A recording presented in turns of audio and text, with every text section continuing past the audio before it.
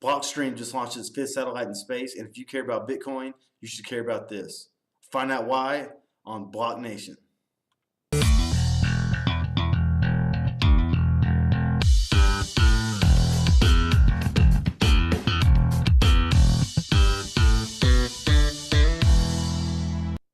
Okay, so Blockstream just launched its fifth satellite in space, and this is big for Bitcoin because people can now connect to the Blockstream satellite and make Bitcoin transactions without the need for internet.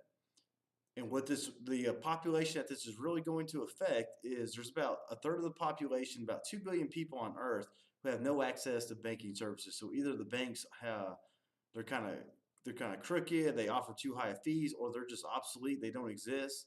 Okay, 2 billion people in the world don't have banking services.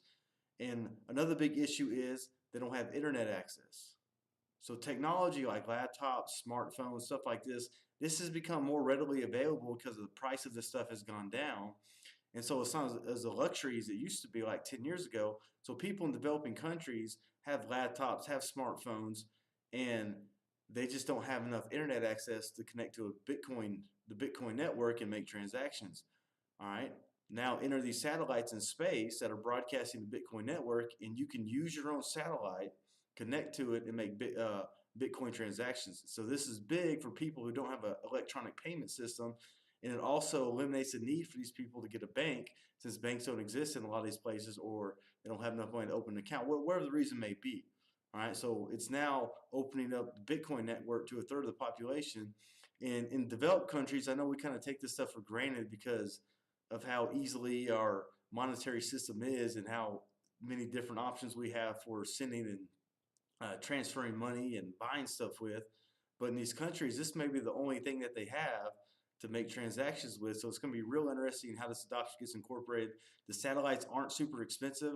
There's a guy who just made a Bitcoin transaction in Japan. He built his own satellite. So it's something that could be readily available to communities. And the thing about it is you don't really need every single person in these developing countries communities to have a satellite. If just one person in a city or a town had one, all the people could have access to it and make transactions. In fact, they could actually make transactions off the chain and eventually just load it up via satellite on the chain for it to be mined and for it to be processed. So this is big news. And if you've been looking at the Bitcoin market lately, you should have seen a recent spike, and I think this has to do with it. Okay, so I'm excited about this. I know a lot of people worldwide will be excited about this because it is giving them a huge service such as banking and the ability to transfer cash, all right, without internet access. So it's exciting. Well, thanks for tuning in to Block Nation.